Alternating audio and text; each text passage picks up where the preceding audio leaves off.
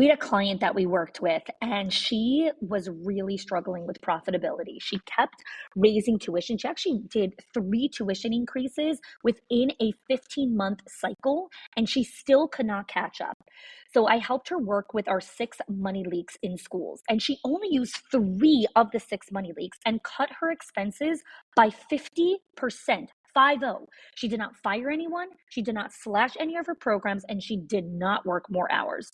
Again, the 6 money leaks are not hacks or spreadsheets. These are patterns. They are small decisions that feel so normal that your school does, but they quietly drain your school's profit.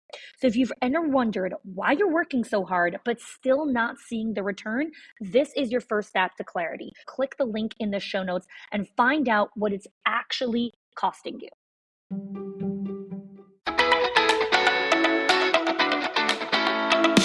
Welcome to the Schools of Excellence podcast, where we have conversations about education, leadership, and building a school of excellence.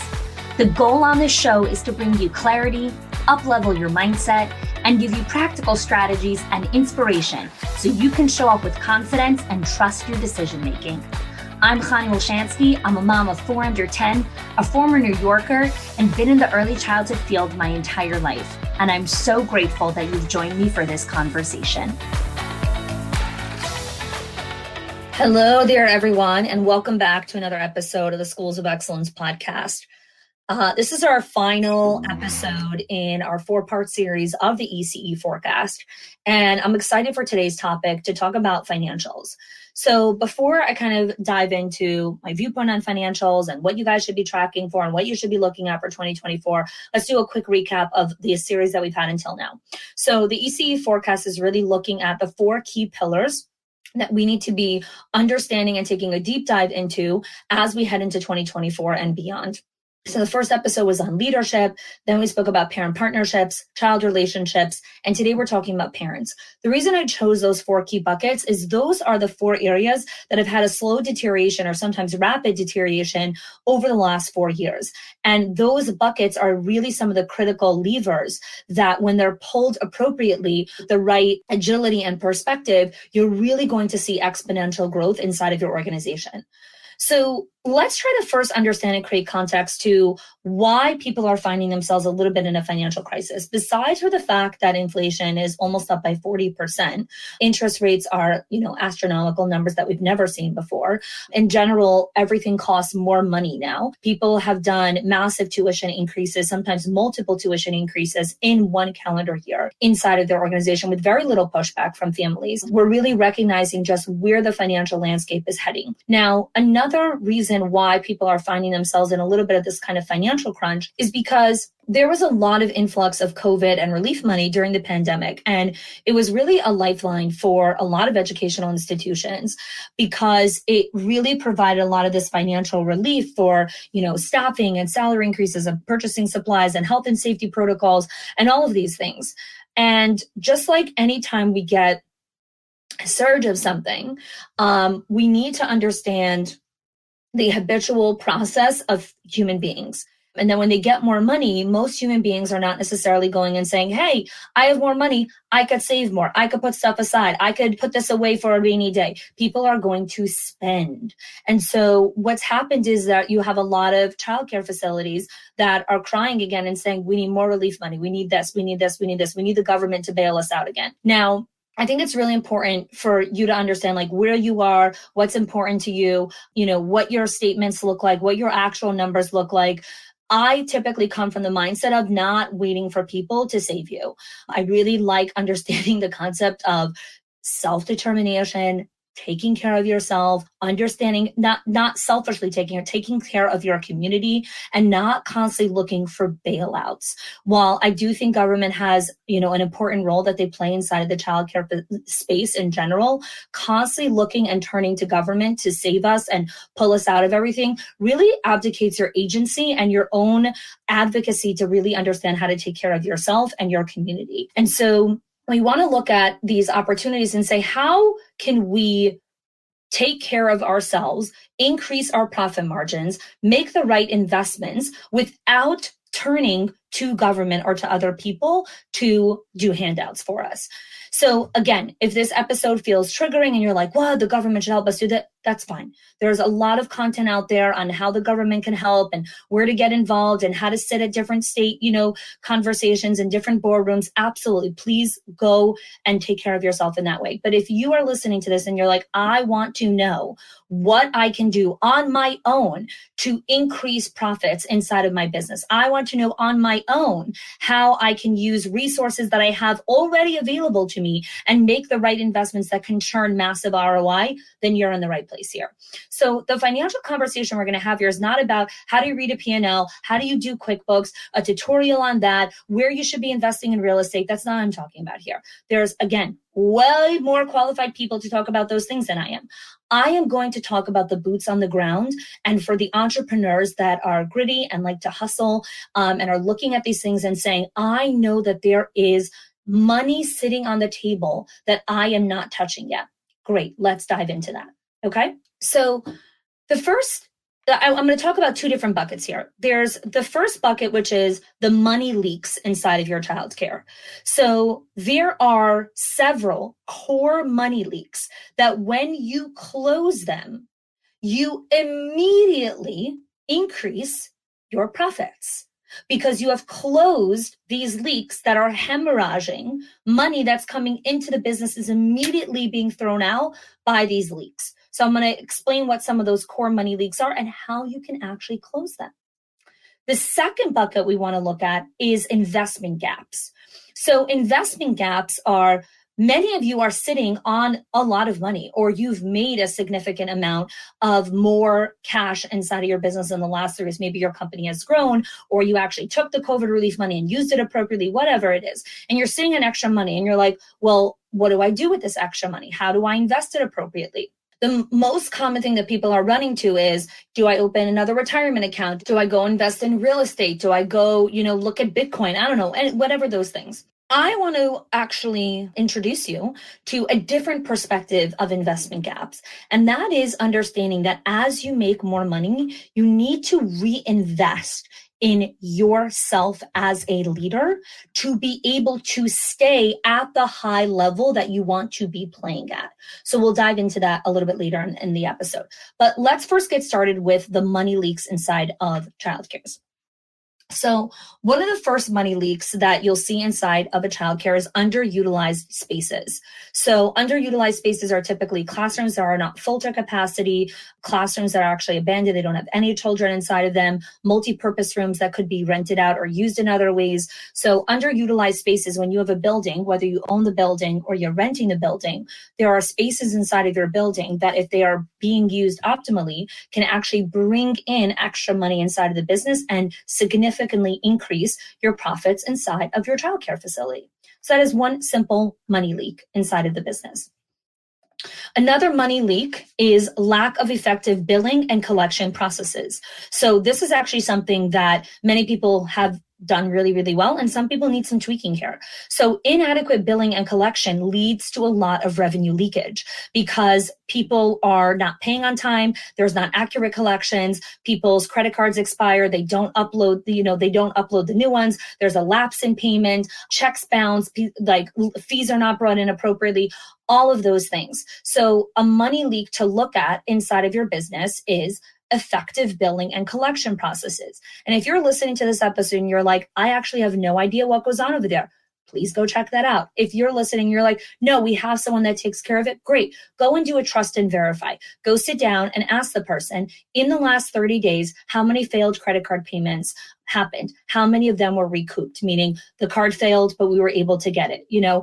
It was at 100%, 90%, 80%, how many checks bounced? How many people, ask the right questions to your billing department so that you can know, is this a money leak that I actually need to close in 2024? Another huge money leak inside of childcare is inefficient scheduling. Poor scheduling leads to overstaffing or understaffing, which are both costly. Knowing how to optimize staff schedules based on enrollment and activity is an art and science. And when you have inefficient scheduling, you are hemorrhaging money.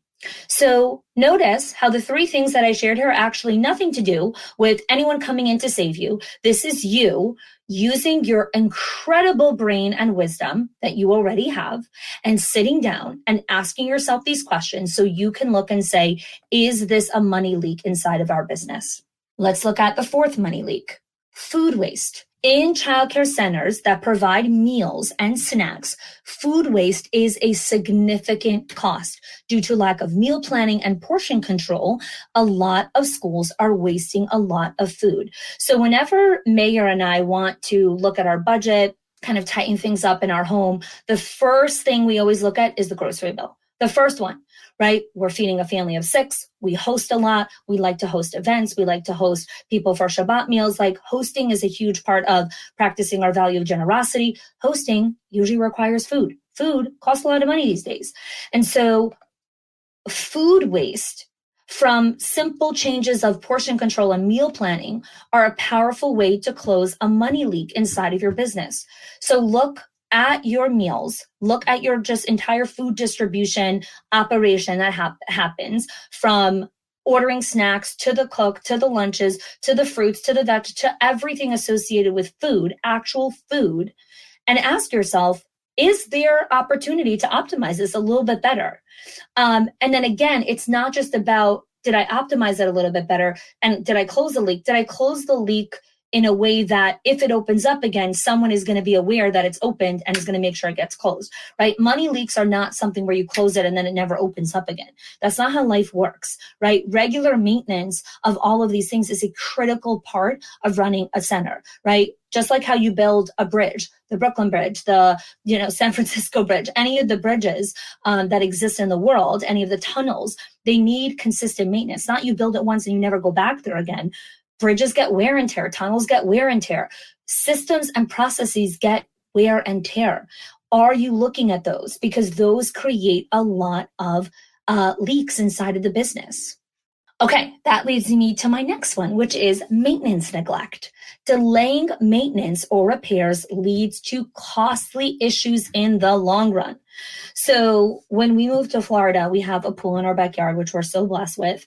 And we didn't really know how to take care of it or anything like that. And, the previous owner had said, it's a saltwater pool. All you have to do is add salt and, it's fine. It creates this natural chlorine or whatever it is. Like you don't really need someone to kind of, maintain it. Anyways. We believed him. Mayor was like trying to take care of the pool. And then stuff started to break down. We didn't know what we were, looking at or whatever it was. And we finally brought someone in and he was like, oh, like you need to empty out the entire water from the pool. I have to reline the entire pool and then you have to refill the water again. That costed us over $3,000 simply from maintenance neglect. This was pure neglect of maintenance. This was not like, oh, it couldn't be avoided. This is just, I don't know, part of what happens here when you live in Florida. No, this was maintenance neglect. And so maintenance neglect really, really creeps its way in little parts of the classrooms, the offices, the building, the facade of the building, the interior of the building. All of these things, if they are maintained appropriately, it costs a lot less money than coming to redo something or having to revamp this whole thing because it wasn't maintained properly. So ask yourself, who is in charge of the maintenance of this building? Is it you? Is it your director? Who is in charge of doing those walkthroughs and those checks to say, 1 second, something's peeling over there. If we wait 30 days, the whole ceiling is actually going to come down and we're going to have to spend way more money versus bringing someone now and saying, 1 second, there's a leak. Let's fix the leak. And then, the ceiling stays. These things happen all the time. When I was a director, when I was a manager, these things happened all the time. They still happen today. This is not a new concept. Maintenance neglect is a huge money leak inside of the business. Other ones, unmonitored supplies and inventory. So on a recent coaching call that I had with our owners group, one of the owners asked a question around, she kept saying, she's like, I feel like I can't catch up. I feel like I'm overwhelmed. I can't catch up no matter how much money we bring into the business or enrollment. I feel like it just goes right out the back door. So I started to ask and dig some more questions because that's what I do on coaching calls, right? I don't just be like, oh, that's what's happening. Okay, here's your tip and trick. Nobody needs tips and tricks. So I started to ask more questions. And we got to the root of one of the big issues inside of her center was unmonitored supplies and inventory. She was, ordering all these supplies, and she's like, 1 second, we went through 10,000 gloves in 30 days. How did that happen? So unmonitored inventory is not only a money leak, it's like a money gaping hole. Because if you don't have proper baselines of here is how much gloves this center should be going through on a weekly basis. Here's how much potatoes, oranges, milk, cereal this center should be going through on a weekly basis based on how many children are enrolled, how much capacity this building has, how many staff we have, etc. All those variables, this is how much we should be going through. So looking at that and saying, who is in charge of monitoring that, right? A lot of you have someone who orders supplies, whose job is it to manage the inventory against the baselines that you've created and making sure it's tracking appropriately. That's a totally different job. That ensures that you're not hemorrhaging money in the realm of supplies and inventory. Last, money leak, excessive administrative costs. There are far too many leaders that have overcomplicated administrative processes and a lot of administrative staff that lead to massive operational costs. There is a lot of software, of systems, of processes where you can automate certain things, where you can leverage just automation, you can leverage EAs, VAs, all these. There's so much resources out there. But before you just dive in and be like, oh, I really need to hire a VA. Oh, we really need to get this software. Stop it. Don't do that. Ask yourself questions first. Do a proper assessment and diagnostic of your operational costs and say, how much money is it costing us from an operational side of this business to run effectively? What jobs need to happen? What job is a job that a software company could do? What job is something that is a human person needs to do? What is a job that a human needs to do, but it doesn't need to be in your center? It could be something that is, remote. There's so many things to look at. And here's the thing. So many of you are listening to this and saying, oh my gosh, I'm so overwhelmed. There's so many things I could work on. There's so many leaks inside of my business. Where do I get started? Here's the first step. The first thing is get the bus rolling. Just get started with something. Pick one of the money leaks that I shared here with you and say, okay, I am going to attack this money leak. I'm going to sit down. I'm going to make the time for it. Because here's the thing. So many of you are like, but I don't have time to look at those things. Let me tell you something. You have time to do something, right? You are busy in your day. So ask yourself one simple question and say, is what I have planned to do tomorrow more important than plugging these money leaks? Simple question. It might not be. It might be like, no, the thing that I have planned is more important. Great. Is the thing that you have planned on Wednesday more important than plugging the money leaks? Is the thing you have planned on Thursday more important than the money leaks? I don't know. I can't answer that question for you. You know you better than I know you. And so look at those money leaks and understand, what do I need to look at for 2024? The reason why I'm including this in the forecast is because, dear gosh, so many of you are setting big goals, big initiatives, hiring more staff, looking at all these different things and, wanting to spend money or wanting to make more money or I don't know, all that. First, look at how to plug holes and consistently look at how you're plugging holes. Then we can look at how it's always easy to make money. It's actually really simple. It's not a very complicated thing of how to make money. Enroll another child. That's like the simplest thing. It's keeping the money. It's making sure the money doesn't leak out of the business. It's investing the money properly. It's not hard to make money. It is very difficult to keep it, maintain it, keep it plugged in, and invest it appropriately so the money works for you. So that is one perspective of financials that I want you to be looking at in 2024 and beyond.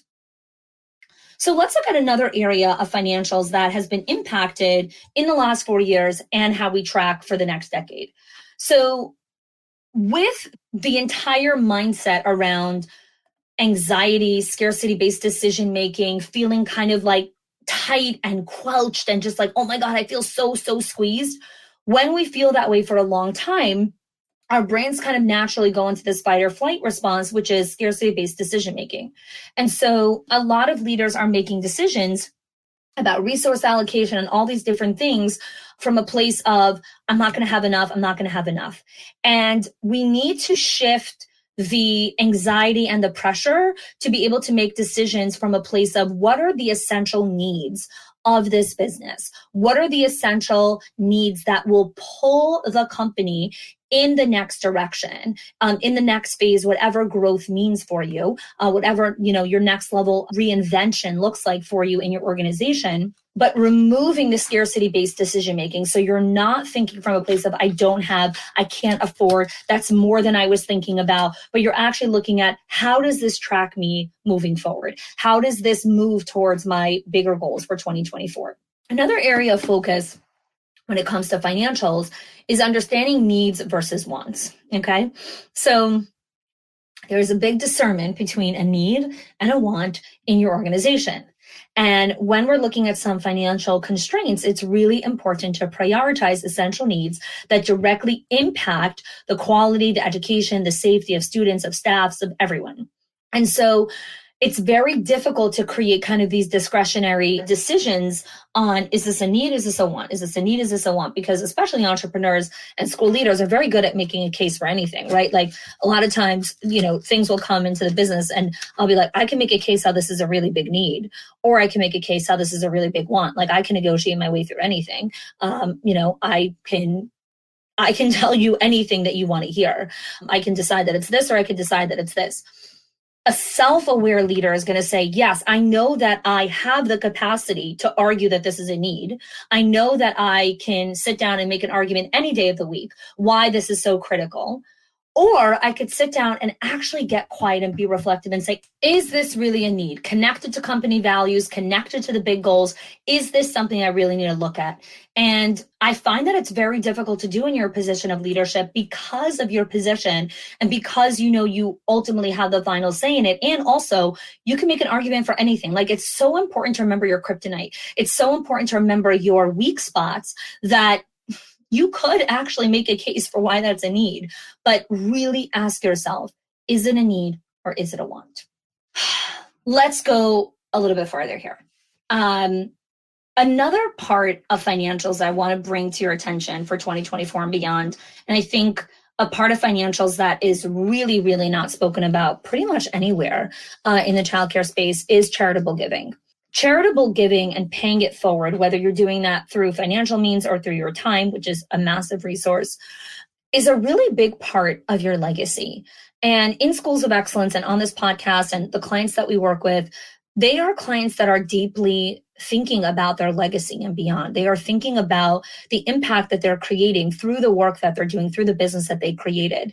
And charity is not something that it's like, I can only give charity when I'm making X amount of money. I can only do this when I'm at this income bracket or at this income bracket.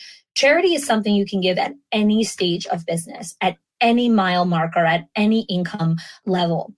Obviously, you give charity based on like where you are, right? So someone who's making $1 billion a year is giving charity very differently than someone who's making $500,000 a year, and sometimes not, right? Like something. If you really go and look into the research of just where the vast majority of charitable giving comes from in America, it's not really coming from like the top bajillionaires in America. It's coming from a lot from everyday people who really value charitable contribution in this world.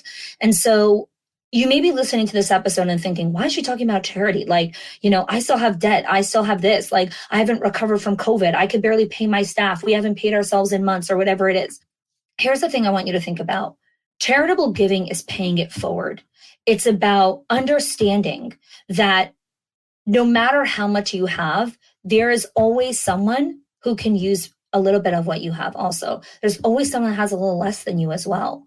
And so looking at the gifts that you have, the opportunities that you have, the financial resources, the options that you have, the choices that you get to make, the place that you get to live in, the house that you get to live in, just what you have accessible to you, and looking and saying, how can I give a little bit of this to someone else? How can I pay a little about this forward to someone else? So charitable giving can start as simple as, we are going to create in our school that whenever someone has a baby, myself or someone on the team is going to make them dinner or whatever it is. And you might be thinking, oh, we already do that. Great. That means you're already doing charitable giving. You're already giving forward of yourself to other people, giving of yourself through acts of goodness and kindness.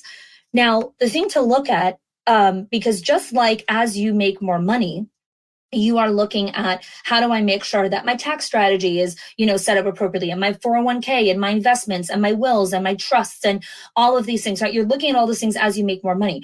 Are you also looking at the same time that you're making more money, how am I increasing my charitable giving? And I share these personal stories because I want you to understand that, like, what I share with you, I practice what I preach here. When I sit down with our CFO, our accountant, our financial advisor, and we're looking at just the numbers, one of the first three questions I'm asking is, how can we increase charitable contributions this year? How can we give more than we gave last year?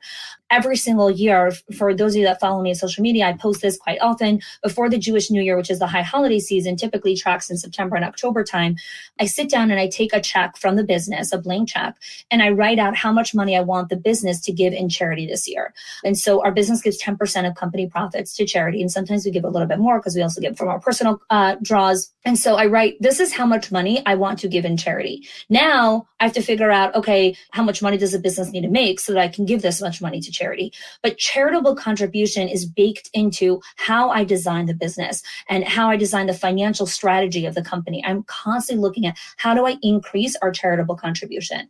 And so I hope this inspires you to think about, is there something that I can do in charitable giving based on whatever I do have from a resource standpoint, whether that's financial resources, options, opportunities, time? What resources do you have that you're like, I can give a little bit of this to someone else? Is such a beautiful way to enter 2024.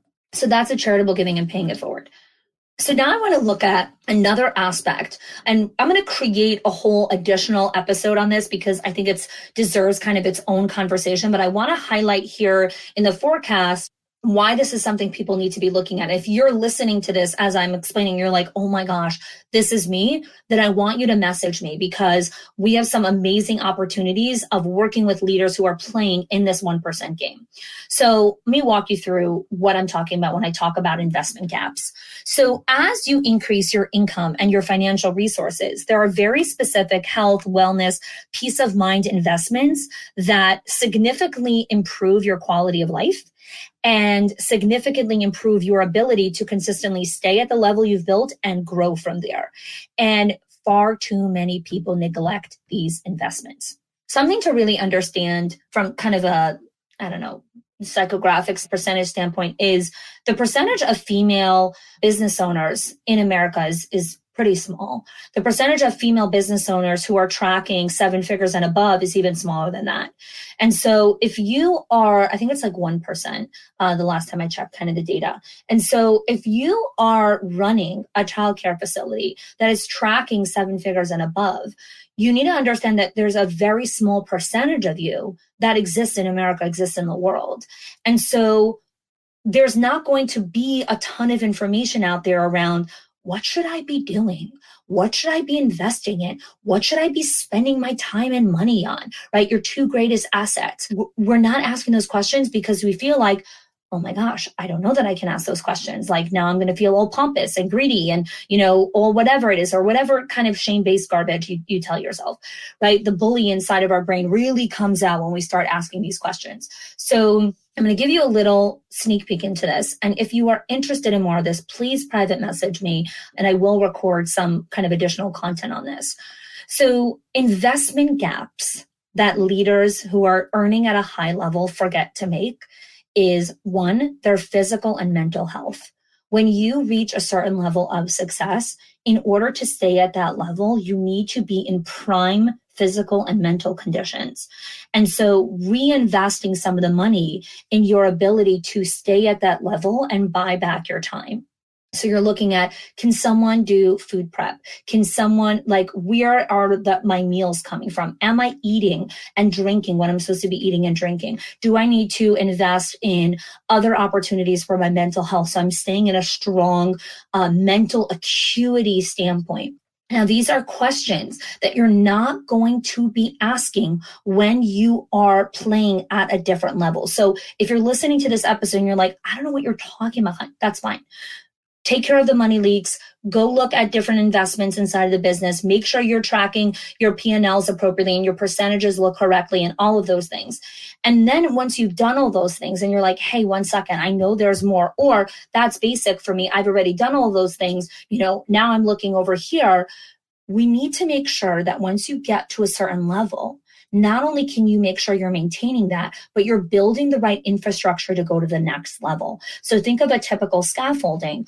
As they continue to build higher and higher up in the building, they're building the next level of scaffolding before they're ready to climb there. You have to build the next level of scaffolding inside of your personal reservoir before you go to the next level. And so reinvesting in your physical and mental health is critical to stay at the level that you've built for yourself and beyond. This is why I'm including this in the forecast here. So many of you have worked so hard to get to where you are right now. And I'm telling you that if you're not going to reinvest in some of these investment gaps, you will play the game of chutes and ladders throughout 2024 and beyond. You will go up and you will slide right back down. You will go up, you will slide right back down. You need to be making the right investments in yourself. So let's talk about one other critical one. And then there's a bunch more. There's really 10 investment gaps.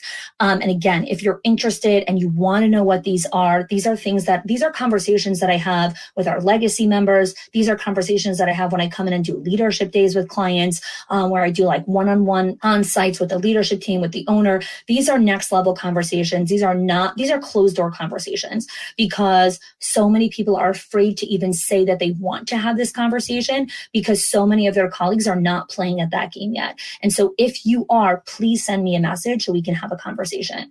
So the final piece of investment gaps that I want to share, and again, there's physical, mental, I'm going to share one more, but there's really 10 investment gaps. I'm sharing 3 with you here today. The third investment gap that is so critical is stress management. As I started to make more money inside of the business, inside of our family life, a huge metric of how I know I'm tracking for success inside of my life is, am I decreasing my aggravation levels based on the amount of money that I'm making? I'm going to say that again for everyone. Pause and really listen.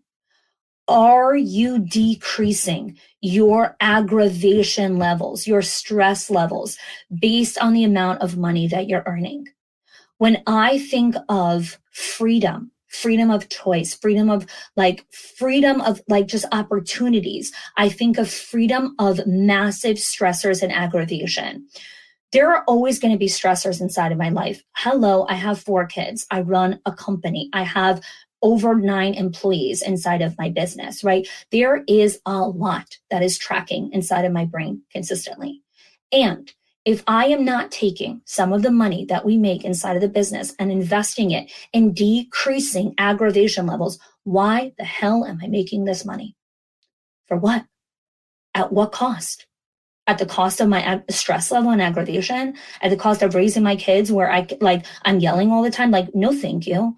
I want to be decreasing my aggravation levels. And so this is a gap in leadership. This is a gap that many, many female business owners in childcare are not investing in. They are not looking at it and saying, great, we've tracked X amount of money inside of the business. What draw am I taking to reduce aggravation in my life? Are you even aware of the aggravations in your life? Are you even aware of the stressors in your life? Are you even aware that there are certain stressors that you can actually delegate to other people to manage? There are certain stressors that will always be yours to hold. Always. Part of raising my 4 kids, I'm going to hold all of those stressors. Right? And then there are certain stressors of running a household that I am not going to hold because I don't need to. Because I have worked hard to create this income where I can reinvest it now and decrease my aggravation levels. And so again, this is a totally different kind of conversation where we're not looking about, I don't have enough, I don't this, I don't that. Again, scarcity-based thinking. Looking in and saying, now that the business is at this place, how do I reinvest in myself so that I can stay at this optimal level and continue to evolve and reinvent myself and reinvent the company? So I hope today's episode just really got you thinking from a different perspective, got you really asking yourself oh, I want to go do this. I want to go check that out. These podcasts they're for life. They're part of my legacy work. They will live on the show. They will live on all parts of the internet. You can go back and re-listen to this. It's not disappearing anywhere. It's not, an Instagram story. Go back, re-listen, take notes, re-listen to certain parts of the conversation that I was sharing here. Because looking at financials as a bucket for 2024 that you want to look at, it's asking all of these questions, right? It's looking at those financial plans. It's looking at your materials budget and baselines. It's looking at your budget prioritization. It's looking at, where is the reporting? Where are the maintenance reports? It's looking at all of these things. So I want to thank you for joining me for this amazing series. I had so much fun researching it, recording it, just creating everything associated with it. So I hope it has been super, super valuable for you as a business owner, as a director, as an owner. And if you've enjoyed this series and you're like, I want to learn more. I want to be part of Schools of Excellence world. I want to be coached. I want to be mentored. I want to understand how, we can partner with you and work together. Then please fill out an application in the show notes. We'll jump on a Right Fit call. Or if you're thinking, the Directors Inner Circle owners, I'm not looking for a program. I want to, do a leadership day. I want to just have a conversation with you about opportunities to go deeper, to work with me further. Send us an email. All the links in the show notes. There's so many ways to get a hold of us, so many ways to connect with us. And I look forward to hearing from you. Thanks so much for joining me. If you are loving the Schools of Excellence podcast and have gotten any value out of it for your school, I would love if you can do two things for me. One, subscribe to the show so you never miss an episode. And two, can you please leave us a review? Reviews help other school leaders know that this is the place to learn how to build a school of excellence. And I would be so grateful if you can do that for us. Your help and support makes this show to be able to be listened by the thousands of other school leaders all around the world. Thanks so much for listening, for giving us your time and attention each and every week, and I appreciate that you have joined us.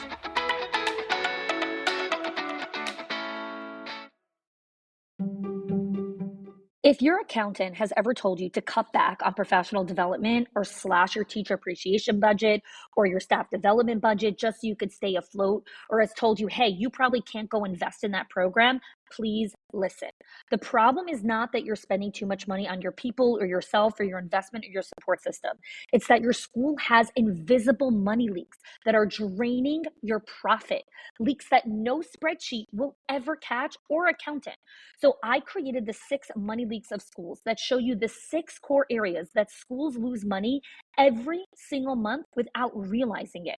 If you close even one of them, your profits will start to soar without sacrificing your team. Go get it now and stop blaming the things that are actually building your school.